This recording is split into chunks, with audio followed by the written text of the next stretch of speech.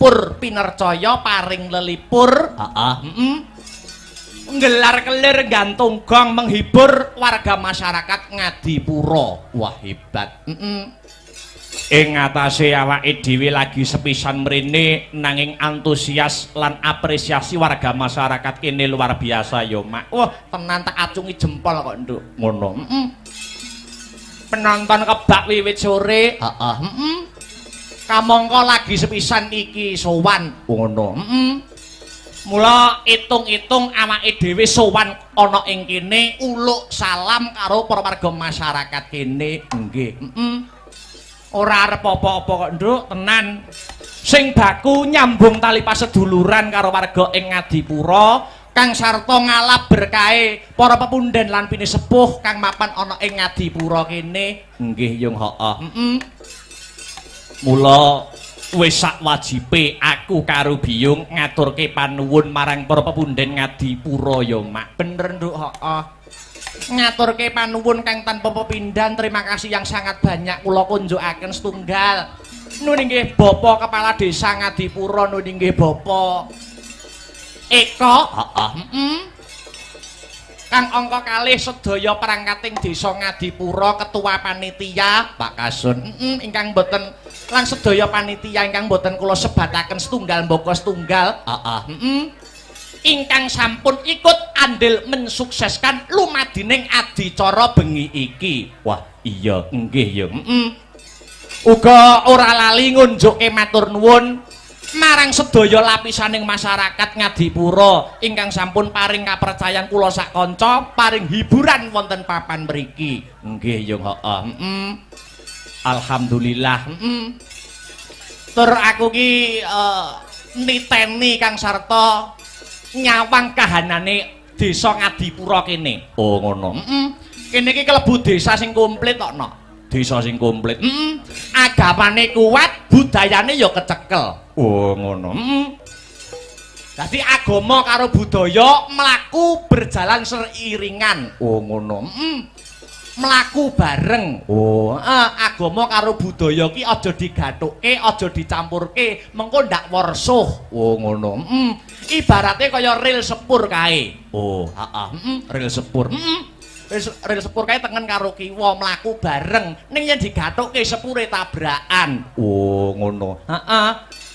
Dadi kene iki agamane ya kuat, budayane ya kecekel. Wah, tenan kok.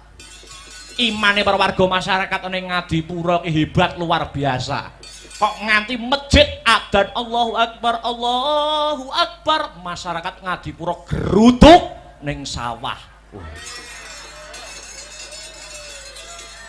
Ning masjid lah iya ning sawah ngejak ngampiri kancane terus dijak bareng ning masjid. Oh iya, luar biasa. Ngadipura sing dadi jenenge. Iya. Asma Kinarya Japa utawa nama membawa doa. Apa ana maknane? Ana Ngadipura. Ngadipura maknane apa? Yen pancen Biyung ngendikake asma Kinarya Japa nama kuwi mengku doa. Ngadipura, nga iki apa? Ngabekti mring Gusti kang murbeng dumadi, nindakake ibadah nanging budayane tetep digondeli. Itulah warga masyarakat Ngadipura. Wah iya. Kuwi nganga ya bajute disesuwun marang Gusti. Muga-muga sak rampunge wayangan desa Ngadipura dadi desa sing baldatun thayyibatun warapun ghafur. Wah iya. Ngadi wis Bu. Pusat segala sektor mapan ana ing desa Ngadipura, pusat wisatane. Oh, ana pantai wae 10. Lah iya. Pusat budayane uga kecekel, uga pusat UMKM. Oh, ngono. Mula motone utawa slogane ana ing Bersih Desa tahun iki, UMKM maju, masyarakat gumuyu. Wah iya. Iya ya Mak iya. Sing terakhir rasa siji lan sijine wis manunggal antarane Bapak Kepala Desa Pak Eko, warga masyarakat kang sarta dalang akbar sing disuwun mung Desa Ngadipura bisa selangkah lebih maju. Tepuk tangan untuk Desa Ngadipura pada malam hari ini. Wah. Iya hebat luar biasa. Apike kaya ngene nek taun ngarep ra balik nek celorot ijo kan kulon aku ra melu-melu Nduk. Oh iya. Loro tejokan kula ni apa wong mikul suket ngono lho. Lah iya sowan komplit mak sowan komplit kanca-kanca asung panggontho brataning kautaman disingkat Astabrata. Wah iya. Saka kutha angin kota Nganjuk. Dulur-dulur saka Ngadipura mbak menawa kapinujon senggang utawa dolan ning Nganjuk tak aturi mampir. Iya, mampir dalem keakbaran. Wah iya. Iya, iya. Nek warga kene iki tak kira ora mung disebut penggemar wayang. Oh ngono. Ning uga penikmat wayang. Ora mung penggemar wayang ning penikmat wayang. Buktine apa? Buktine ning lakon ya nggatekke, ning lagu-lagu ya menikmati, hiburane ya diapresiasi. Wah iya. Mulane kudu ngati-ngati pentas ana kene. Kesalahan-kesalahan kecil pas lakon wayang kuwi iso dikritisi karo pemerhati seni ning kene, Nduk. Apa ngono? Contone apa? Kesalahan-kesalahan kecil umpamane ning wayangan. Ning wayangan iki umpamane apa? Sing kudu ngati-ati. Umpamane nggur sak sepele sederhana tancepan wayang. Iki kudu ngati-ati. Tancepan wayang iki piye? Umpamane dalang nggur sak-sake nancepne wayang ngene. Kuwi kok bari iso dikritisi. Oh, dalang nancepne wayang deglak kaya ngono. Oh, sing bener piye? Sing bener lha iki nek kain irenge to, no. Lah iki dipasne. Lah, dipasne pelek. Lho, pasikil lho, disawang nak gagah. Oh, ngono. Wah, iya apik-apik. Wayang apa iki? Gatutkaca. Oh, apik iki, Nok. Oh iya, mergo warga kene nek seneng Gatutkaca iki Prada Mas asli. Mang juta tak culne iki. Malah tawa wayang. Ya, iya luar biasa. Pasugatan Banyumili. Wah, tenan, Nduk. Kanca-kanca peladen lan panitia, khususnya Pak Lurah lek ngerangkul Den Akbar wis kaya dudu karo wong liya. Iya. Kamangka lagi sepisan jiki, sugu gupuh lungguh aruh orang nguciwani. Petitik pasugatan wiwit sore Banyumili ya, Mak. Wah, jan dedaharan enak mirasa. Oh iya, Banyumili suguhane dedaharan komplit. Ha iya, kabeh disembadani, kabeh disumbutke. Oh ngono. Dedaharane top, makeme enak. Kekurangane siji, Nok. Kekurangane apa? Jedinge ora enek lampune. Lah aku akhirnya nggawa HP, tak nggo senter. Lah pas mengo mengisor kaget, Nok aku. Loh, anak lanang ngono. Lah iya. Iya, luar biasa. Alhamdulillah. Kembali ke benang merah. Ya piye, Nduk? Biyo ngarep ndongake apa marang warga masyarakat kang mapan ana ing Ngadipura, kang bengi iki ngadaning adicara bersih desa. Dongaku ora mandek kok, Nduk. Dongaku Banyumili ngono. Muga-muga sak rampunge ringgitan kabeh para warga masyarakat Ngadipura pinaringan ayem tentrem, gemah ripah loh jinawi, karta tata raharja, murah sandang kelawan pangan adoh saka bencana alam. Allahumma amin ya rabbal alamin. Jebul kae sing ndak anti-anti wis teko mrene.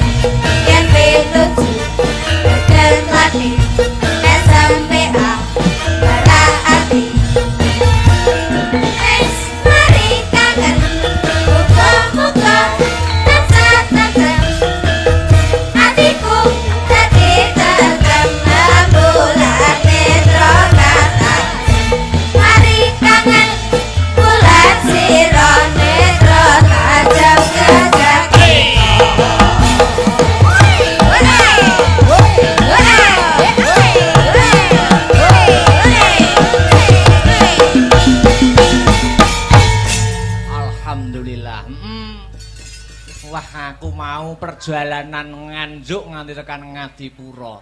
Piye? Wah, dalane nok. Wah ya, aku ki turu ki sing gugah ki dalan. Oh ya, Harataya munggah neh. Harataya munggah neh. Peh ngantek-entek Jokoku kon munggah terus kok. Iya. Iya. Lah iya.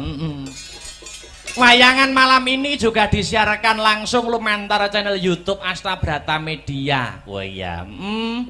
Dadi sing ora bisa kepareng rawuh ana lokasi bisa memantau lumantar channel YouTube Astabrata Media kang sarta ngeloni HP-ne dhewe-dhewe. Wah iya. Dipantau wong sak donya. Iya. Ternyatane penikmat wayang kuwi majemuk. Ana penikmat wayang sing nikmati lakone, alur ceritane, ana sing seneng hiburane, ana sing nggur ndelok sindene, heeh. Ana sing nonton ning lokasi nggur kepengin roh keramaian sobo bakule. Ayo, Sing baku awake dhewe dadi pelaku seni, sak bisa-bisa sak gaduke nalar, sak kadaring lampah iso nyenengke kabeh panyuwunaning para pamirsa. Oh, ngono mak. Godhong tela wae bisa gawe lega, kenang apa sesama manungsa kok ora bisa gawe lega. Wah iya nggih yung heeh. Ternyatane acara wayangan kaya bengi iki sing diuntungkan ora ngempungake pelaku senine ning para bakul-bakul sing ikut mengais rejeki kae ya melu diuntungkan dengan adanya pagelaran wayang. Bener Nduk, heeh. Iya. Kena kanggo sarana membangkitkan UMKM khususnya UMKM masyarakat Desa Ngadipura. Oh ngono mak. Kaya slogan sing tak aturke mau ngarep ya kuwi UMKM maju masyarakat gumuyu. Amin ya rabbal alamin. Sadurunge ngunggahke bintang tamu luwih dhisik aku kepengin ngaturke lagu wajib. Lagu wajibe apa? Lancaran bersih desa cunduk karo adicara sing kagelar bengi iki. Nggih yo. Lancaran bersih desa dibawani luwih dhisik. Sumangga Mas Herulinanta kula aturi bawa bersih desa. Iya. Ya. Mas Heru aja kon bawa akeh-akeh bengi iki tugase akeh. Iya. Udan palaran pokoke engko. Semangat. Iya. Yuk dibawani dhisik. Apaan iku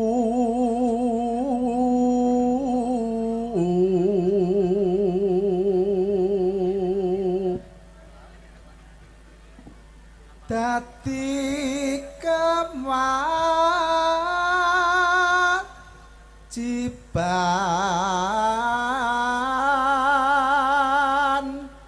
baku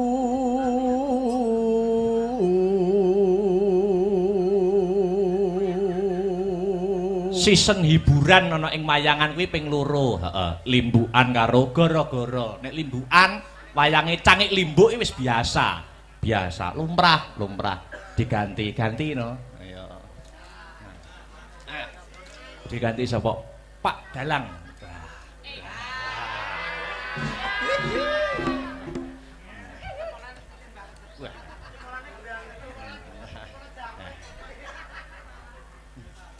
Pak Dalang dalem. Pak Dalang yo gandengane Bu Sinden.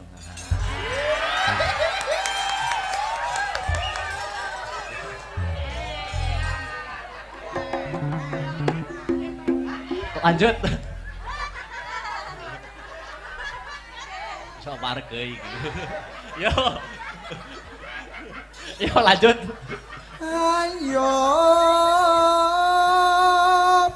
bersih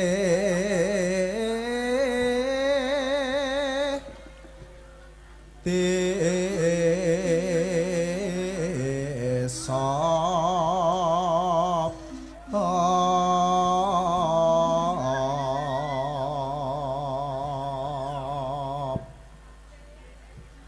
murih adoh sukar sakit.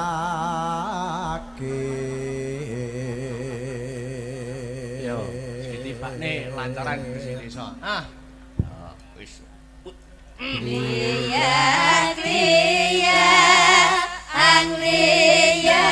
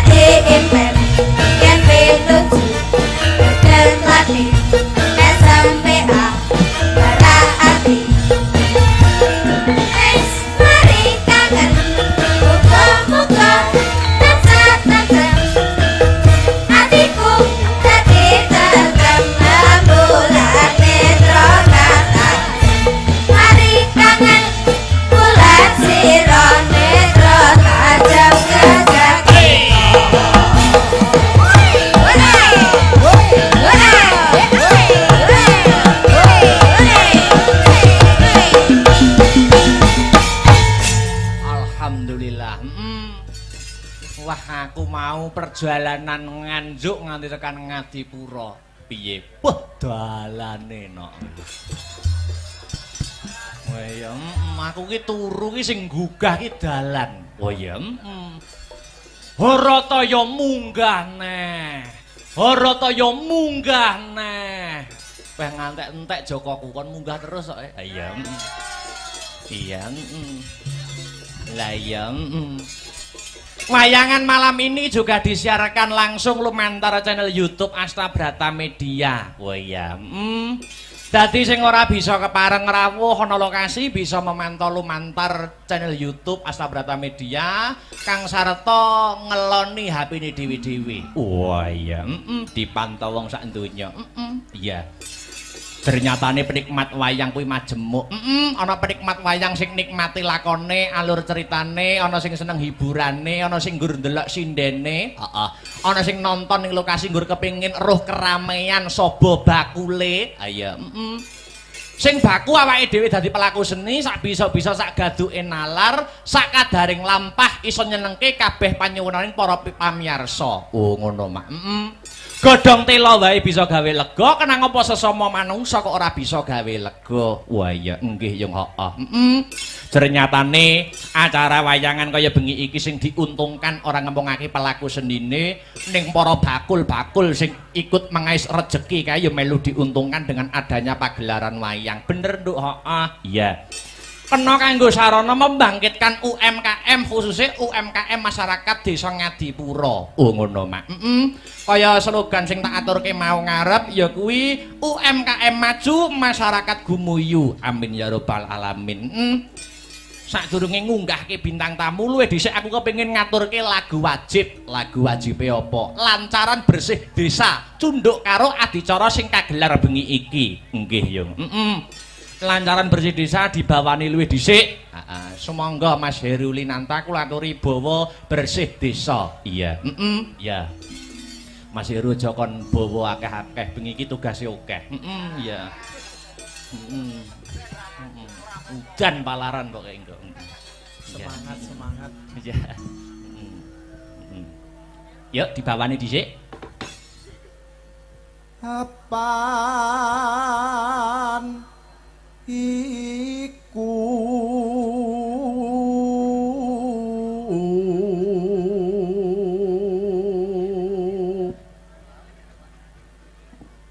dadi kewajiban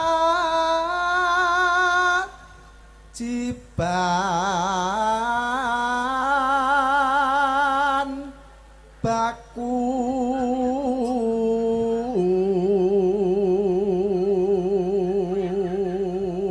season hiburan ana ing wayangan kuwi ping 2, heeh. Limbukan karo gara-gara. Nek limbukan wayange cangik limbuk wis biasa.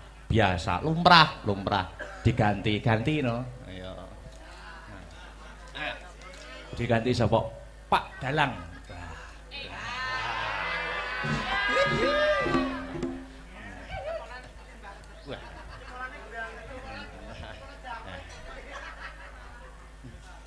Pak Dalang dalem. Pak Dalang ya gandengane Bu Sinden.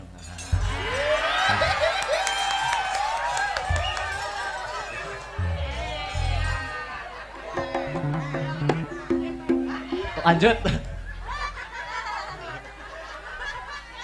Sok warga iki. Yo. Yo lanjut. Ayo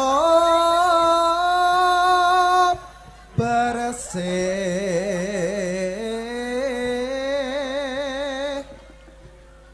desa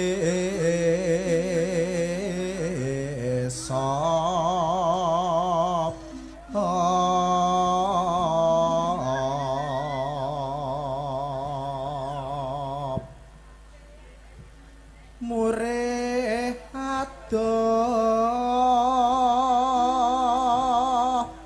sukar sakit.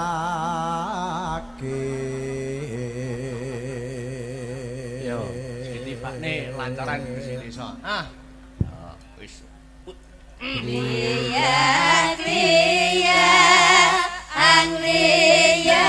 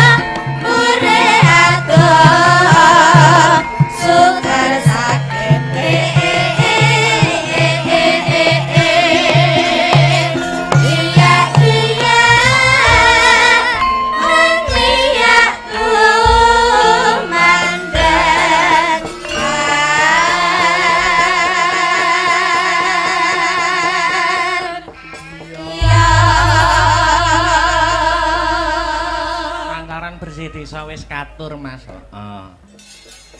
Yah, ngaturke bintang tamu. Awake dhewe sowan mrene ora ijen. Uga nganti bintang tamu ya kuwi Dik Niken Salindri saka Kota Tahu Kediri. Ya. Monggo, Dik kula aturi jumeneng dispoti kanggo pemanasan dhisik. Ya. Lagu sing lagi ngetren apa? Lamunan. Wah iya. Monggo dadekne Mas Tri. Pindah au pasang tahan panganganan tresna kumring sliramu Mas Akbar Iya. cahayane bulan kang sumunar kapyoring taman yati sliramu kang dadi lamun nyanyi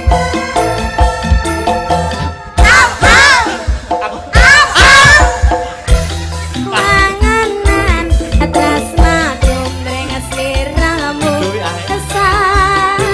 sayang cahayane bulan kang sumunar kapyoring paman yati sliramu kang dadi lamun ya ganti sliramu kang dadi lamun Tepuk tangan untuk Dik Niken Salindri para saudara. Luar biasa. Luar biasa. Yes. ketinggal Pak mangkane ento nanggap dhewe ben ketok mangsaku kok Selamat malam. Apa mang jare? selamat Malam. Wilujeng dalu Dik Niken Salindri. sugeng dalu Ketemu ana ing Desa Ngadipura, Kecamatan Wonotirta, Kabupaten Blitar. Luar biasa. iya Kita bertemu lagi. Iya. Ngendikane Pak Lurah dulu pas zaman kecilanmu dulu sampean pernah main di sini. emang aku pernah kecil Tuh.